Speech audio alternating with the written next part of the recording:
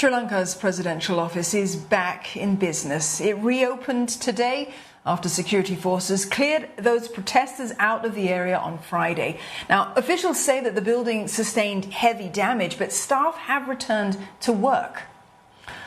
Demonstrators first occupied the compound more than 2 weeks ago before President Ranil Wickremesinghe ordered a raid to disperse them. At least 9 people were arrested in the operation and dozens more wounded. Human rights groups have criticised the president for using violence against protesters who had already announced their intention to vacate the site. But Mr. Wickremesinghe stood firm, saying that the occupation of government buildings is unacceptable. Now, the government says that some valuable items were taken from the office and an investigation is underway. But that is not the only protest site where state property was reportedly stolen. 3 people have been arrested for looting the president's official residence when hundreds stormed the area earlier this month. Police say the suspects were caught trying to sell 40 gold-plated brass sockets yesterday. For more on this, Rebecca Bunden joins us live from Colombo. Rebecca, it's good to see you. Does the relative calm that we're seeing in Sri Lanka now, does it mean that protesters are giving Mr. Wickremesinghe some breathing room here, a chance perhaps?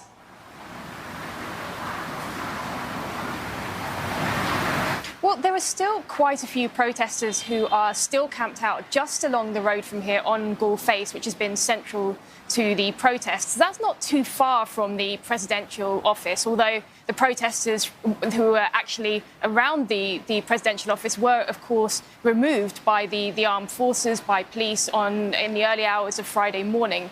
Now, the protesters that are still around this area are saying that they want to continue to challenge the government because they're still not happy. They're not happy with the fact that Ranil Wickremesinghe has been appointed as president. They said that wasn't the people's choice, and they see him as being part of the Rajapaksa administration, which they blame this whole economic crisis on.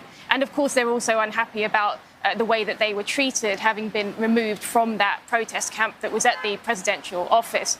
However, having said that, since Mr. Wickremesinghe actually came into power, being sworn in on Thursday, we haven't actually seen any large-scale demonstrations at all. A lot of the protesters also seem to be tired, and some of them have just stopped for now. They're saying, let's give Mr. Wickremesinghe a chance. Let's see how he actually handles the current economic crisis, the problems. Do we see an improvement going forwards with access to fuel, medicine, food, which is a major problem that people are facing at the moment, and of course, high inflation. And they're satisfied enough for the moment that they managed to actually get Mr. Rajapaksa to step down, to resign. They see that as enough of an achievement for now, and they're ready to give Mr. Wickremesinghe a chance and to see how he does.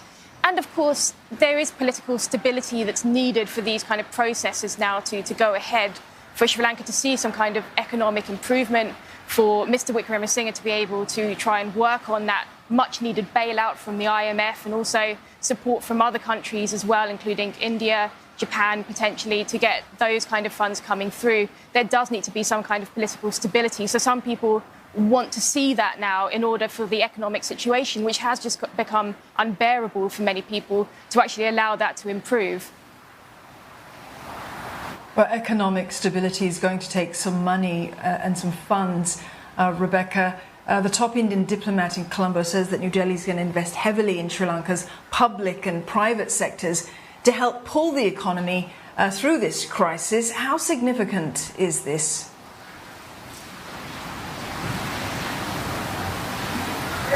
Yes, that's right. India's already given a huge amount of assistance. It's been unprecedented, actually. Some $4 billion just since the beginning of the year, since January. This is in the form of food aid, humanitarian assistance, loans, and India has also given support in the form of credit lines for Sri Lanka to be able to access some fuel because it's running low on foreign exchange reserves and it needs to import most of its fuel. So that's been of great assistance. And this comes at a time as well when China hasn't actually given as much as Sri Lanka perhaps might have hoped or some countries had expected. So India is perhaps seeing this, and some analysts say that India sees this as an opportunity to try to strengthen its relations with Sri Lanka at this point in time.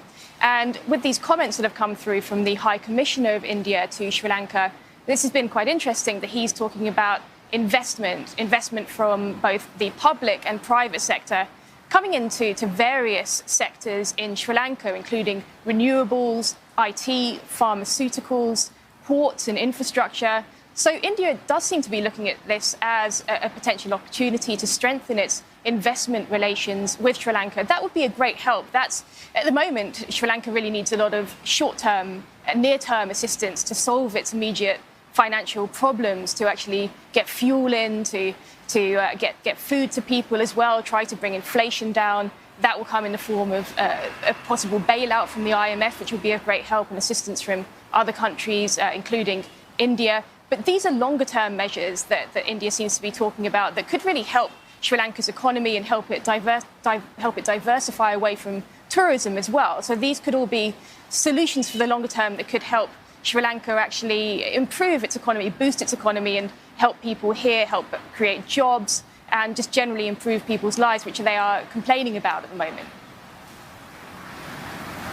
A flow of help desperately needed still. Rebecca, thank you very much for that. Rebecca Bunden there in Colombo.